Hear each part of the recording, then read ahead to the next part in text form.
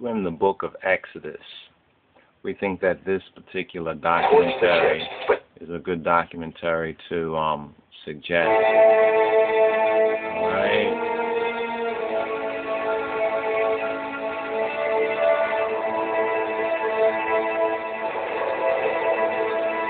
This is a documentary called The Exodus Decoded.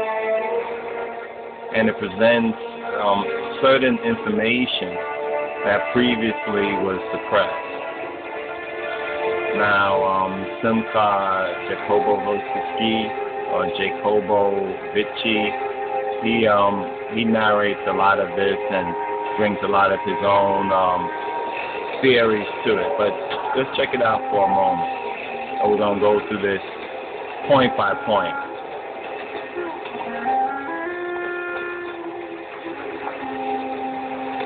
In the last scenes of a very famous movie, The Lost Ark of the Covenant, the box that once held the Ten Commandments is crated and abandoned in the basement of a warehouse.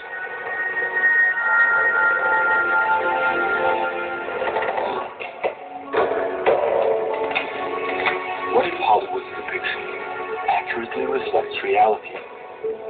This would mean that hiding somewhere, there's tangible proof of the story the Bible calls the Exodus, the delivered. Now, one point right here is that this documentary, even though we suggest it as reference and for ones to get a look at and to study, and we're also going to go through some major points that are brought out here in light of this present Torah portion, Shemot or Exodus, in the Rastafari Sabbatical studies, is that they totally ignore the Ethiopian evidence in this particular documentary. And we're going to show how the stone which the builders refused becomes the head of the corner. So they're talking about the Raiders of the Lost Ark, how it accurately, underline that word accurately, because there's no mention of Ethiopia, but we know that World War II, they even touch on Mussolini in the previous clip before this, something about a ship, a Nemi and Caligula's ship, which the Nazis blew up. But let's check a little bit more about this, all right?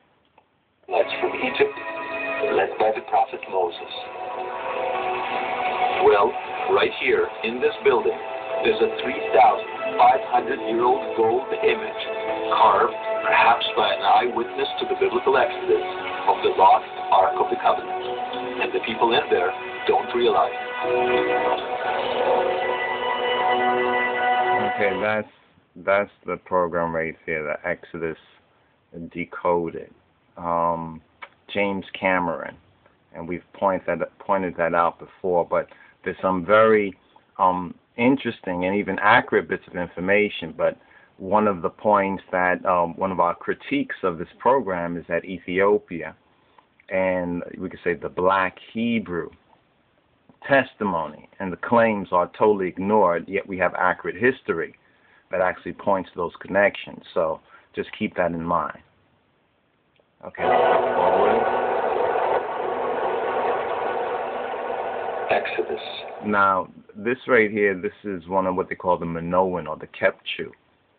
This particular painting here that they're going to speak on, this right here, some of the Minoan, they call it Minoan art, but that's not actually the name. That was the name of the European, the name of the European who was researching this, used based on certain European mythology of the Minotaur and those people. But from the Egyptian point of view, this is the early Javanites, or the people of the black peoples and mulatto peoples of early Greece.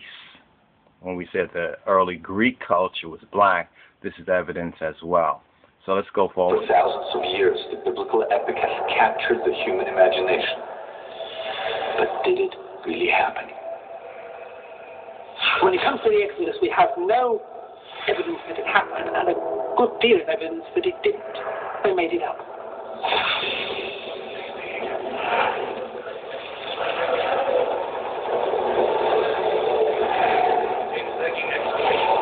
Under 150 feet of sand and rock, they discovered the ancient tomb of Mesopotamia. something must have happened. I can't explain what happened, but it shaped ancient Israel's identity, and therefore I can't dismiss it as a fairy tale. In the famed Valley of the Kings, where 60 Egyptian pharaohs were buried midst the splendor the world has never equaled, archaeologists, what can you dig up? Which is going to prove the Exodus. What would you have to find in order to prove the Exodus? Now, what's very interesting about this program, even those clips right there, historical finds that the Europeans found, is the time period in which those were found, and the connection with Ethiopia, the connection with His Imperial Majesty. So we want to call this series of ours an Ethiopic reconstruction of the Exodus by, first of all, dealing with some of the already existing information and data that's out there already, and then fact-checking it from an Ethiopic perspective. Okay, now this is another clip that we want to forward. So we're going to forward this to a couple of different clips in this program and touch on a couple of the themes and a couple of the ideas right here. Now here. But you can't move up and down 50 or 100 years. That's not possible. Now here they're going to touch on as Simcha Jakobovsky or Jakobovsky. Simcha, he's the main narrator of this portion, and he's going to now touch on dealing with first and foremostly the chronology, the dating, because this is where some claims that the Exodus never happened or it's not what it claims to be is based on a lot of dating and which dates you choose to trust. So here they're going to touch on a point of the dating, and we find this is interesting too, seeing that the Ethiopic calendar, how the Ethiopic Enochotat differs, and we have an Ethiopic timing even in the book of Enoch, or the Ethiopic book of Enoch. So this particular documentary totally takes the point from the existing archaeology that proves a lot, but are interpreting it from a Eurocentric perspective and totally ignoring the Ethiopic testimony and the Ethiopic data and evidence. We're not going to do that, but first of all, we're going to touch on, see what they say, and then we're going to fact check it. But most scholars say that the Hyksos of the Israelites cannot be equated because the Hyksos left Egypt hundreds of years before Moses was born. These scholars also say that the chronology of ancient Egypt cannot be tampered with. You can play with Egyptian dates. You can move them up maybe 10 years and down 10 years, but you can't move up and down 50 or 100 years. That's not possible. And yet many people try to do that. They try to adjust chronology to fit their predetermined notion of biblical history. You can't do it. But maybe we have to. So now check that right there. Now Simcha, he basically says maybe they have to adjust the chronology. So we also have to look at the chronology, the dating, and the timing. Both first of all, the Western calendar and the Ethiopic calendar. Even right now, in the West is 2012. In the Ethiopic calendar is 7504. So look at that amazing and dramatic difference. So what we're dealing with European or white scholarship is basically 2,000 years of history. So they're seeking to reinterpret a lot of ancient history that we also have a valid and a verifiable testimony. So here's the chronology. They're going to reinterpret some of the significant chronology here. Scholars are placing the Exodus in the wrong time period. Imagine the confusion if in the future scholars date World War II to the 1990s. They'll never find any evidence that it actually happened. Currently, most scholars date the Exodus to 1270 BCE during the reign of Pharaoh Ramses II. But some scholars are now breaking with that consensus. Now, many of us already have dated the Exodus as a historical event roughly to 1440 from the present Western calendar calculation. Now, many people still believe the 1250 date and that Ramses or Ramesses was the pharaoh of the Exodus, and a lot of that has already been dismissed, and we've republished a certain document, a book called Israel's Debt to Egypt, and that's a book that has been out of circulation. Even there, that gives additional proof of the reinterpretation of the chronology of ancient Egypt, whether we're going to look at it from a Eurocentric perspective or reconstruct it accurately according to the Ethiopic testimony. Gives information that would put the Exodus about 480 years before the early years of Solomon, in the middle of the 15th century BC. Professor Bibson's calculations move the Exodus from its present date to 1470 BCE, less than 100 years from the traditional date for the Hyksos expulsion. These are too close to write off as a coincidence. Now, here we do agree tremendously with the evidence that's being reinterpreted and represented. Now, the Hyksos, many people believe the Hyksos are the Israelites. That's another era. The Hyksos, the Israelites were assumed to be in collectively with the Israelites with the Hyksos, because the Hyksos, so it's called the Hyksos, from the Egyptian perspective would be more the Edomites, or from the biblical perspective of what Egypt says would be the Edomites. So we have to recognize that these are the two, see the tale of the two brothers, or Jacob and Esau, plays out now here in the reconstruction of the Exodus in ancient Egypt between the Hyksos, the Edomites, and the Israelites, or the Hebrews, in connection with the Ethiopians.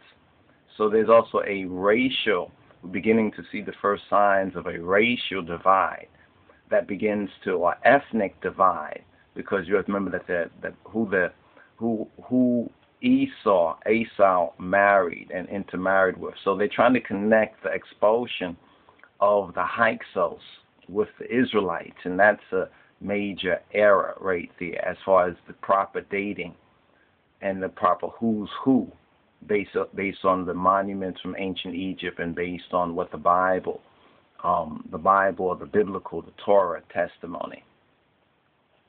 So we have a new date for the Exodus, approximately 1500 BCE.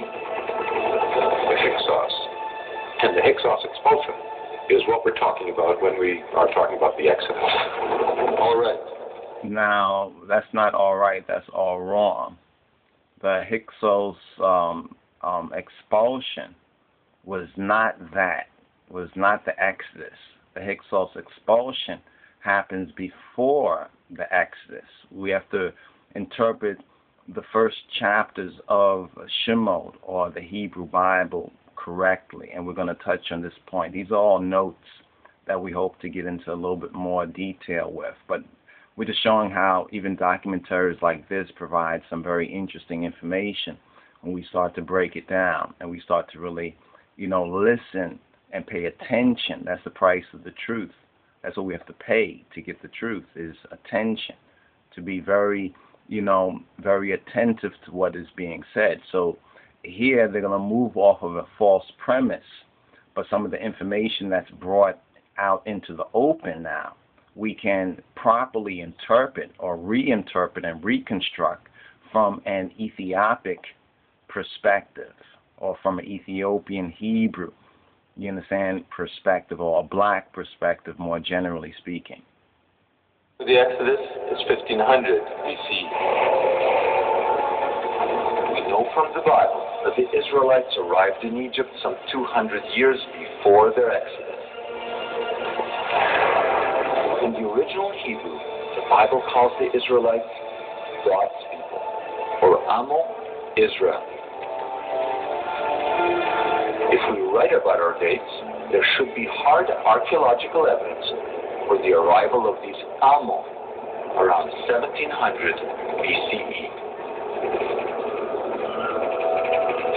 Now, that's another point, that from a Hebrew perspective, looking at Amo or Ami. That means people, even as in Amhara or Amhara. That means the people or the free people, Amhora Hara. So you have which Hebraically means people. It doesn't specify Israelite, but it means people. There's also the first part of Amora, who are Canaanites, who also have that similarity, and even the Amalekites.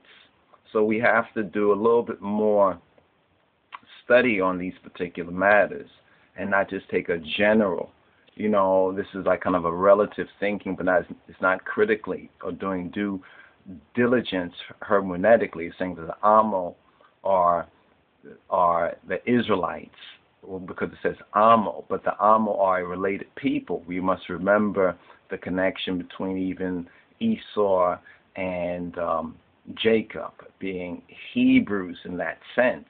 So the Hyksos title is a general title. In some cases, it might be referring to Israel, but we should not assume that always it's referring to Israel, in the same sense that Hebrew can also refer to a mixed multitude. This is what the Bible speaks about, a particular mixed multitude. And amongst this mixed multitude is that royal family, or the royals, or are the Beta Israel.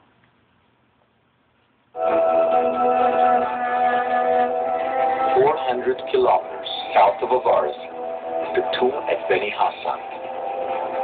It dates to 1700 BCE. Because no one has looked for evidence of the Exodus in this period, the tomb has never been linked to the biblical story. All right. The Roman Emperor Caligula had two giant elaborate ships, but what were they for? Mussolini wanted to find out, so he drained Lake Nemi just to find them. Then the Germans torched the ships, but not before ancient secrets lost for thousands of years were finally revealed. Be there on Ancient Discovery, Tuesday nights at 9 on the History Channel.